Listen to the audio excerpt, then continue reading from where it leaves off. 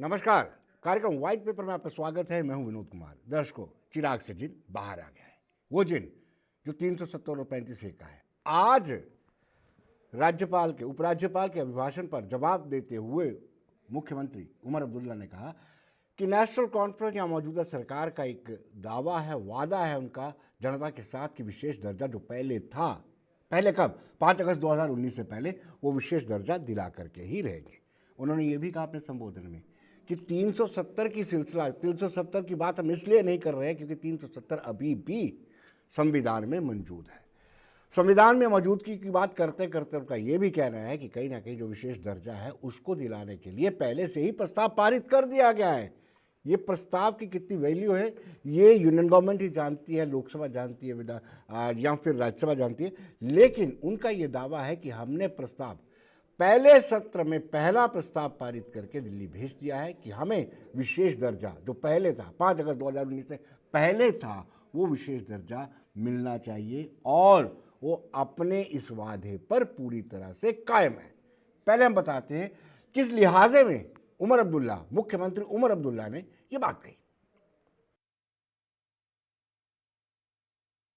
मैं फिर दोहराऊं, Jammu Kashmir national conference ये हुकूमत अपने उन वादों पे कायम है जो हमने लोगों के साथ किए।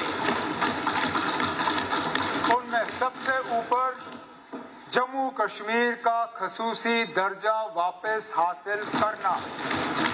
अब एलओपी साहब उठ के कहेंगे क्या खसूसी दर्जा?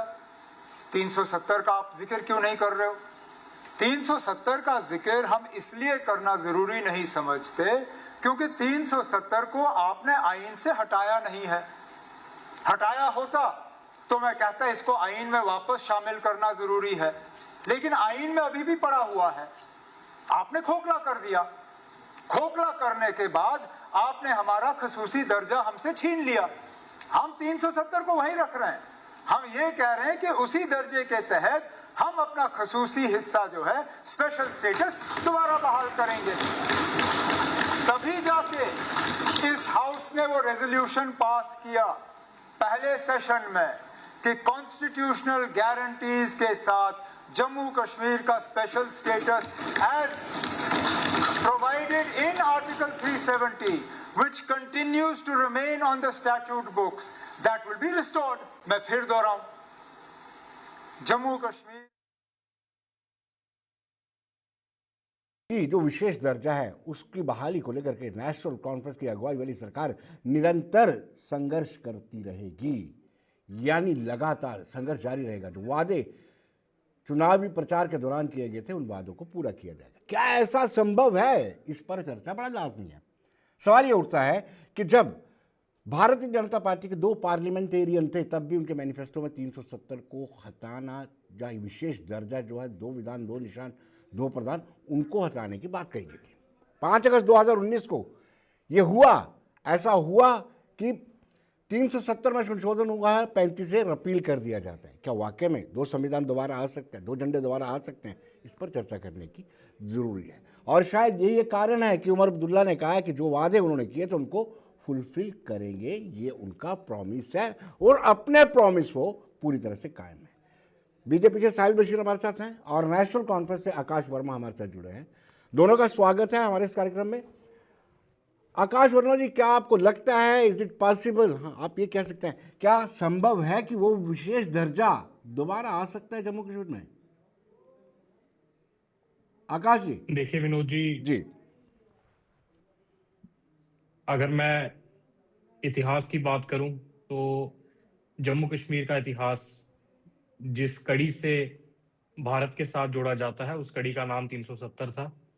और 370 के बलबूते पे जो हमारे महाराजा हरि सिंह थे उन्होंने यूनियन ऑफ इंडिया के साथ एक्सीड किया था और उसमें जो कुछ शर्तें थी उसमें जो रखी गई थी उसकी वो एक बुनियाद थी 370 की। जी। और ये लोग जो ढिंढोरा पीटते थे कि 370 जो था ये नेशनल कॉन्फ्रेंस लाया, तो मैं आपको बताऊं कि 370 जो था ये महाराजा हरि सिंह जी की देन थी और नेशनल कॉन्फ्रेंस ने 370 को प्रोटेक्ट करने का काम किया, क्योंकि इस 370 से जो एक सुरक्षा कवच जो हमारे जम्मू कश्मीर के लोगों के ऊपर था वो बहुत अहम था, क्योंकि हमारी जो ज़मीनें, हमारी जो नौकरियाँ, हमारी जो पहचान थी वो महफूज़ थी। लेकिन बड़ी अफ़सोस की बात है कि 2019 में भारतीय जनता पार्टी का एक जो पुराना नैरेटिव ये लोग चला रहे थे कि जिस तरीके से ये 370 को एक तरह से टैबू इन्होंने प्रोजेक्ट किया था पूरे नेशन वाइड में। जी। तो उसको वही अपने आप में एक सेल्फ एक्सप्लेनेटरी था इनके लिए कि उसको हटाना इनके लिए बड़ा ज़रूरी था। मैं आपको बताऊँ कि 370 में कुछ इतना कोई ऐसा ख़ास था नहीं, जिससे इनको दिक्कत थी। जो अगर मैं 371 की बात करूँ, जो हिमाचल प्रदेश के पास है, या मैं नॉर्थ ईस्टर्न स्टेट्स की बात करूँ, जिस आर्टिकल के तहत उनकी नौकरियाँ और ज़मीनें महफूज़ थी, वही 370 में भी था। लेकिन इन लोगों ने उस चीज़ को, क्योंकि वो इनकी एक जो एक प्राइड का इनका मसला था, उसके बलबूते पे इन्होंने उसको हटाया, और उसका जो नतीजा था वो आज जम्मू कश्मीर के जो लोग हैं वो भुगत रहे हैं। लेकिन मैं आपको ये बात वाज़ेह करना चाहता हूँ विनोद जी, कि इन लोगों ने जो पिछले इनका 70 साल का एजेंडा था कि 370 को हटाना है, उसमें कहीं न कहीं ये लोग कामयाब हुए, और इन्होंने गैर आईनी, गैर कानूनी तरीके से उस 370 को हटाया। लेकिन नेशनल कॉन्फ्रेंस भी इस जंग चलिए, में पीछे नहीं है। जितने साल इनको साहिल साहब। उसको हटाने जी। के लिए लगे, कुछ वक़्त हमें भी लगेगा, लेकिन हम अपने जो कॉन्स्टिट्यूशनल जी। राइट्स हैं उनको वापस हासिल करने में वादाबद्ध हैं। साहिल भाई, इनका कहना है, आकाश जी का कहना है कि गैर आईनी, अनकॉन्स्टिट्यूशनली आपने 370 में तरमीम की, अमेंडमेंट की और 35 एक और अपील किया। साहिल भाई। देखिए, मैं एक चीज तो मैं सरप्राइज हो रहा हूं कि जो इनके हुक्मरान हैं, जो इनके लीडर्स हैं, पार्टी के कायद हैं, उनके स्टेटमेंट्स आपस में मैच नहीं करते। जब उनको लगता है कि वोट लेने की बात है, तब उनका स्टेटमेंट कुछ और होता है। जब वोट आ जाते हैं, उसके बाद उनका स्टेटमेंट कुछ और होता है। ऑपोजिशन में लताड़ पड़े तो उनकी लैंग्वेज कुछ और होती है, और जब वही उनको स्टेटमेंट बाहर हाउस के देने पड़ता है, तब स्टेटमेंट कुछ और होता है। तो ये मैं इसलिए बोल रहा हूं कि हिंदुस्तान का, भारत का सबसे बड़ा सुप्रीम कोर्ट जो माना जाता है, वहां तक जाते जाते सारी रीजनल पार्टीज और सारी सेपरेटिस्ट ग्रुप्स इकट्ठा एकजुट होकर समेट कर वो वहां पर चले गए, और वहां से उनको जो जवाब मिला, मुझे लगता है वो किसी भी स्टेटमेंट से सबसे बड़ा जवाब है। और वो जवाब पूरी दुनिया के सामने, पूरे भारत के सामने है कि वो क्या जवाब था, क्या वो अनकॉन्स्टिट्यूशनल था, क्या वो गलत था, और अगर गलत था तो किस तरीके से था। तो मैं समझता हूं इस चीज पे डिबेट करना, देखिए आर्टिकल 370 की बात करें या किसी और आर्टिकल की आप बात करो, वो दफन हो चुका है। और जो चीज दफन हो चुकी है उसको वापस मुर्दों को गाड़ने से कुछ नहीं होगा, वो जिंदा तो हो नहीं सकता। लेकिन उसके बावजूद अगर आप लोगों को दोबारा, अगर लोग आपसे डिमांड करते हैं कुछ, और डिमांड करने के बाद जब आपको लोगों को डिलीवर करना है जो आपने उनसे प्रोमिस किए, जो आपने वादे किए हैं लोगों से, तो उसके बदले जी। में आप एक डिफेंस के तरीके पे एक शील्ड बना के 370 को सामने लाते हो। उस पर स्टेटमेंट देने के बजाय, उसके ऊपर बहस करने के बजाय, आप लोगों को फिर गुमराह करने की कोशिश कर रहे हो। अपना अब एक साल आप इसी के साथ निकालोगे, चलिए आकाश जिस जी, तरह एक इनका पुराना कहना है एक कि साल ये आपने। मुद्दा दफन हो चुका है। आप सिर्फ और सिर्फ जनता को बरगलाने के लिए इस तरह की स्टेटमेंट। दूसरा बड़ा इल्ज़ाम इन्होंने ये लगाया, जो अक्सर नेशनल कॉन्फ्रेंस पर लगता है, कि कश्मीर में नेशनल कॉन्फ्रेंस कुछ और बोलती है, जम्मू में कुछ और बोलती है, और दिल्ली में चलते जाते भाषा ही बदल जाती है। आकाश जी। मैं विनोद जी, आपके माध्यम से जो मेरे यहाँ साथी भारतीय जनता पार्टी के बैठे हैं, मैं इनको एक एग्जाम्पल कोट करने के लिए कहता हूं कि जहां पर हमारे कायद उमर अब्दुल्ला साहब का बयान कश्मीर में कुछ और हो, असेंबली में, असेंबली के बाहर कुछ और हो, उमर अब्दुल्ला साहब की पार्टी नेशनल कॉन्फ्रेंस, हम सब की पार्टी नेशनल कॉन्फ्रेंस का एक ही स्टैंड था, और वो स्टैंड आज भी कायम है और आगे भी रहेगा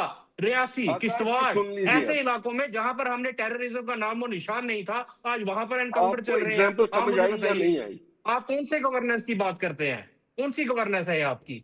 मैंने जब आप गवर्नेंस की सिर्फ बात ही झूठे नहीं की। वादे 2014 में आप आए थे, मैं आपने क्या-क्या एग्जाम्पल कहा गिनवा था रहा हूँ कि आपको, हम मैंने ये गवर्नेंस लाएँगे, की वो बात नहीं लाएँगे। की आकाश क्या जी। लाया आपने? कौन-सा रोज़गार आपने दिया? पिछले 1 साल और मैं 2 महीने की सरकार में उमर अब्दुल्ला साहब अरे की आकाश क़यादत जी, में जो आपका चल जो रही है, सवाल है उसका जवाब हमने तो ले लीजिए ना। जो वादे किए, हम उस पे पूरा उतरने की कोशिश कर रहे हैं और हमने बहुत हद तक उन कोशिश वादों आप को 100 अपनी में आकाश जी, ज़बानी करेंगे शर्त ना। पर सरकार पहनाया है। सरकार के संचालन को लेकर के मुहर 100 लगाइए। साल में लगते वादे बड़गाम की पूरे सीट करने आप में। हार गए हैं। देखिए ठीक है, विनोद जी, ये कारण बडगाम की कोई सीट के ऊपर कारण तो मैंने आपको होगा। पहले भी बताया, उसका एक कारण नहीं है, उसके मल्टीपल कारण थे जी, और वो मुझे लगता है कि एक हमारे लिए एक लेसन भी था और कुछ आपको पता है कि इंटरनल हमारी पार्टी के बीच में भी कुछ ऐसे फ्रिक्शंस थे जिसकी वजह से हमें वो सेटबैक मिला। लेकिन मैं आपको ये बताऊँ कि नेशनल कॉन्फ्रेंस कभी भी हार को फेस करने के बाद बैक स्टेप पे जाने वाली पार्टी नहीं है। हमने बहुत तरीके से उस हार को तस्लीम किया और अब आने वाली जो हमारी स्ट्रैटेजी है साहिल उसमें भाई, आप इनकी ये पंचायत और शिकायत है यूएलबी कि के जो इलेक्शंस है उसमें आप देखेंगे। सरकार ने दावा किया था, वादा किया था कि स्टेटहुड देंगे, और उनका ये कहना है कि स्टेटहुड नहीं मिलता है, तभी तो सरकार का संचालन सही तरीके से नहीं हो पा रहा है। स्टेटहुड मिलेगा तो वो सारे वादों को पूरा करेंगे। साहिल भाई, क्या कहेंगे आप? विनोद जी, मैं समझता हूं कि खाली जम्मू कश्मीर यूटी नहीं है।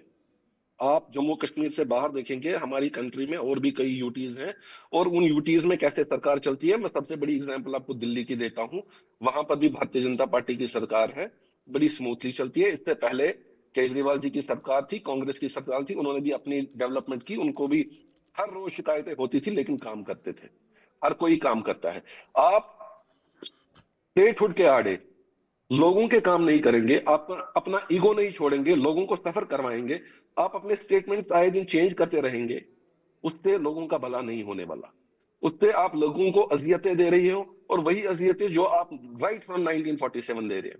नेशनल कॉन्फ्रेंस की वजह से जो यहाँ के लोगों को नुकसान हुआ है, आज फिर वही हो रहा है। आप कभी काम नहीं करोगे, आपको सिर्फ अपनी कुर्सी की पड़ी है, और अपनी कुर्सी के लिए आप यूटी तो क्या, अगर आपको जम्मू और कश्मीर अलग भी करना पड़े, और आपको चीफ मिनिस्टर साहब उमर अब्दुल्ला साहब को बोलेंगे कि आप सिर्फ कश्मीर के चीफ मिनिस्टर बनो, वो उसके लिए भी तैयार है, वो उसके लिए भी तैयार हो जाएंगे। आपको सिर्फ अपनी कुर्सी की पड़ी है, आपको लोगों की नहीं पड़ी है। Bharatiya Janata party has delivered. Vinod ji, सबसे बड़ी गलतफहमी मैंडेट के जो लोगों का है, शिकार हैं वो ये भारतीय लोगों जनता पार्टी लोगों के का लोग हैं। मैंडेट जी, है, और लोगों का सबसे बड़ा मैंडेट है। देखिए, जो सबसे इलेक्शन और बड़ा वोट के एक लिए नहीं, एक जो डिलेमा ये लोगों में इलेक्शन जो और क्रिएट वोट के करते लिए हैं नहीं, वो यही करते हैं कि जम्मू कश्मीर को इलेक्शन और ये वोट के लिए बाकी नहीं। जो यूनियन टेरिटरीज है उसके साथ कंपेयर करते हैं। साहिल बशीर साहब, मैं आपसे पूछना चाहता हूँ, Jammu Kashmir 3 international border share करता है, मेरे को बताइए और कौन सी यूनियन टेरिटरी है जो इंटरनेशनल बॉर्डर शेयर करती है? मुझे बताइए। एक तरफ है हमारे ऊपर पाकिस्तान डेवलपमेंट का, है, एक तरफ से डेवलपमेंट हमारे ऊपर अफगानिस्तान है, दूसरी तरफ से हमारे ऊपर उसके लिए चाइना है। हमारा होम आप मुझे डिपार्टमेंट, बताइए, आप अरे कैसे उस कंपेयर कर सकते हैं आकाश जम्मू जी, कश्मीर को बाकी यूनियन जो टेरिटरीज यूटी के में साथ? आपके पास आप मुझे डिपार्टमेंट ही बताइए कि नहीं है, जम्मू आप कश्मीर उससे में बहस कर रहे हमारे हैं। पास कितना एग्रीकल्चर है?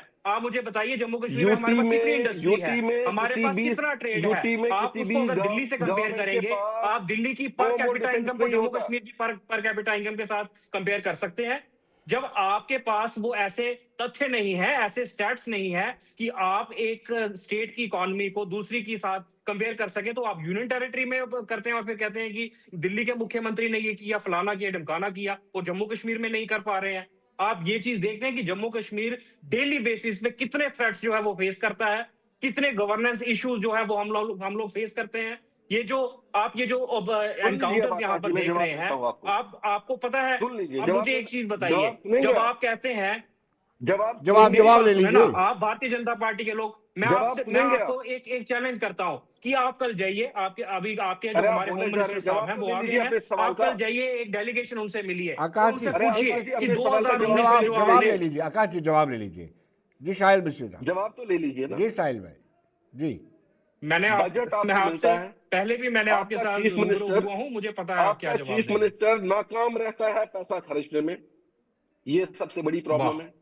इस बार भी बजट आया, अभी कल होने आने वाला है, कल अनाउंस होने वाला है। आप देखिए क्या करता है वो।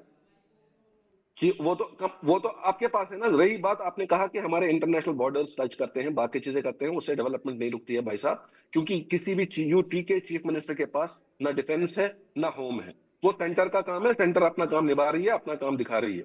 आप उसको आगे मत भाई लाइए। साहब, डेवलपमेंट के पहलगाम आगे अटैक जो में जब आप 26 हमारे आपको हिंदुस्तानी काम मारे करने के जाते लिए हैं, आपको उस काम टाइम करने उसके के लिए बाद अभी चाहे तक वहां के स्टेट हो या होटल्स यूटी हो, रिवाइव नहीं यही किए। कश्मीर है, अभी तक वहां पर यही घोड़ा जमीन चलाने है, वाले लोग यही जो हैं कुर्सी है, वो भूखे मर रहे हैं, और आप कह रहे हैं कि यही डेवलपमेंट लोग रुकती हैं। नहीं है।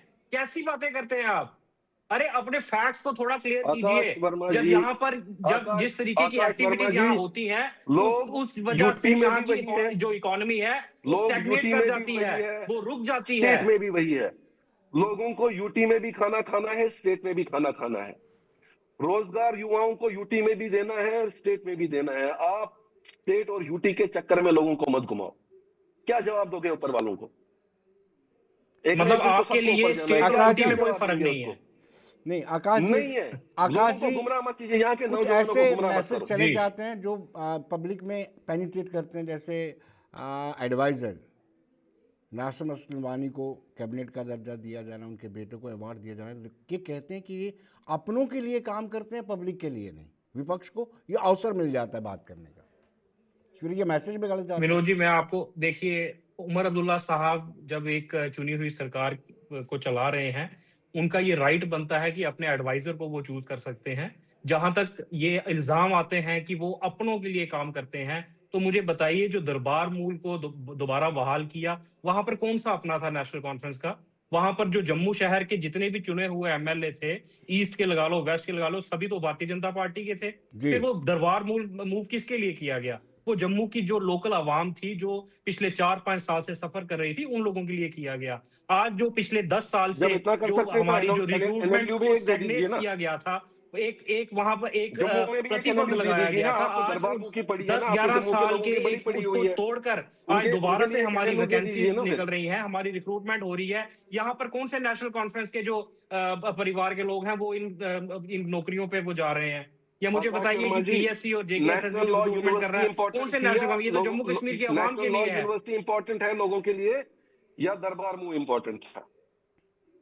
क्या लगता आप है आपको? पहले अपना स्टैंड क्लियर कीजिए। जो आपको मिला था, जो माता वैष्णो देवी का कॉलेज आपको मिला था, उसको तो आप चलाने में, आप और उसको रिटेन करने में आप लोग फेल हो गए। अरे आप आपने बनाया चलाया प्रॉब्लम का हुआ जवाब जो कॉलेज प्रॉब्लम था, नहीं फुल होती, फ्लेजेड प्रॉब्लम का कॉलेज, जवाब सोल्यूशन उसको होता है आपने भाई साहब। एहतजाज करके बंद करवा दिया। मैं अब क्या प्रॉब्लम गारंटी बता रहा है हूँ, आप कि वहां से मुझे नेशनल प्रॉब्लम लॉ लेके खड़े हो रहे हैं। यूनिवर्सिटी, अरे साहिब, एक विनोद जी, आप का इनको एक जवाब चीज प्रॉब्लम नहीं पूछिए होती, कि प्रॉब्लम का नेशनल जवाब लॉ सोल्यूशन होता यूनिवर्सिटी है। देने वाला कौन है? मरकज। चलो एक साइड के लिए मान लेते हैं कि नेशनल लॉ यूनिवर्सिटी जम्मू में खुल जाती है।